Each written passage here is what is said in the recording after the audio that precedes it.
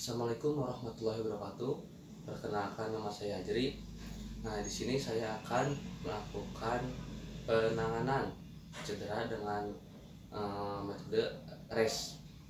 REST itu adalah singkatan, R-nya rest, istirahatkan, S, compression, berikan sedikit tekanan, dan eversion, mengangkat bagian yang cedera. Oke, di sini saya akan mempraktekkan langkah-langkah cara penanganan cedera melakukan rest ya. Oke, yang pertama adalah rest, istirahatkan. Hentikan aktivitas segera mungkin ketika tubuh merasa nyeri merupakan hal penting karena rasa nyeri adalah pertanda telah terjadi kerusakan pada bagian tertentu. Pada tahapan ini, mengistirahatkan bagian tubuh yang cedera bertujuan untuk menghentikan luka menjadi lebih parah yang menghambat pemulihan.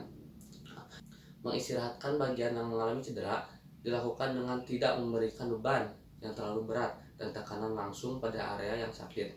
Dianjurkan untuk menghentikan aktivitas yang menggunakan bagian tubuh cedera selama 24 jam sampai 48 jam.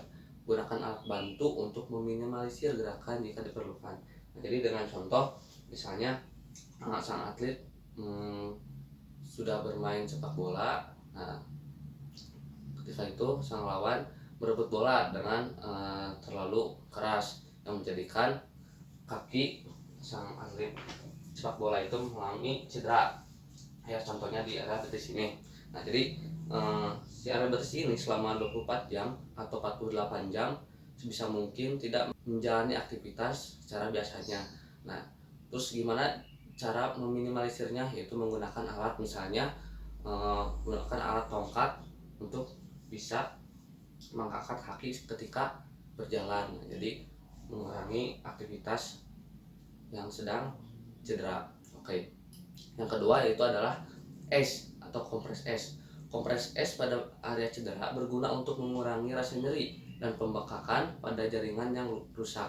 Suhu dingin membuat area cedera menjadi lebih tebal dari rasa nyeri. Terapkan metode ini dengan menempelkan kompres S pada area yang cedera. Contohnya misalnya ini S, nah ini S pada kain, terus ditempelkan ke area yang cedera, misalnya ini cedera.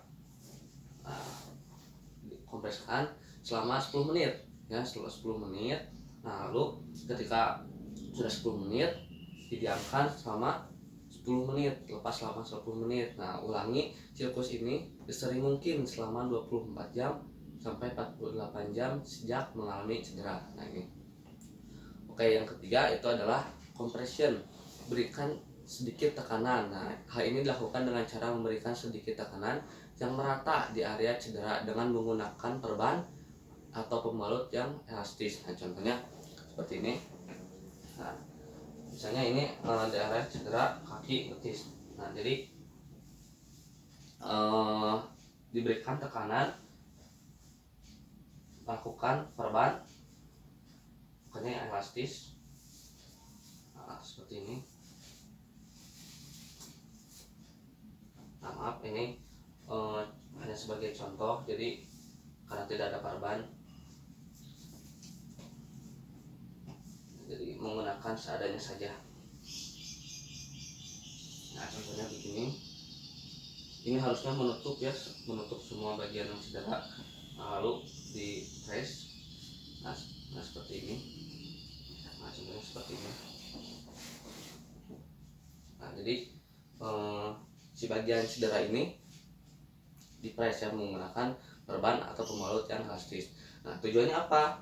Ya, tujuannya untuk mencegah area yang cedera mengalami pembengkakan. Nah, meskipun demikian, hindari untuk mengikat perban terlalu kencang karena dapat menyebabkan gangguan aliran darah yang sangat dibutuhkan oleh area cedera. Jadi jangan terlalu keras untuk mengikat daerah yang cedera.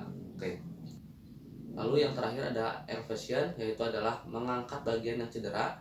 Yaitu adalah mengangkat bagian yang cedera bertujuan untuk meminimalisir pembengkakan dengan membuat cairan terserap dari area yang mengalami cedera. Nah, misalnya ini adalah kaki yang mengalami cedera, lalu kaki diluruskan, Nah, meletakkan kaki lebih ke atas. Nah, jadi teknik elevasi dapat dilakukan dengan meletakkan kaki secara lurus dengan diganjal dengan bantal ketika duduk di sofa atau tempat tidur. Nah, jadi contohnya seperti ini, diganjal dengan apapun itu benda. Jadi si kaki mengangkat seperti ini.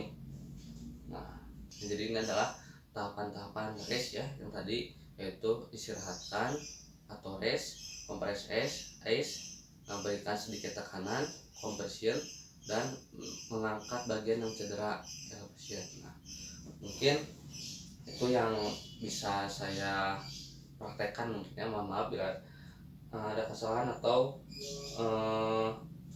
alat-alat yang tidak memadai.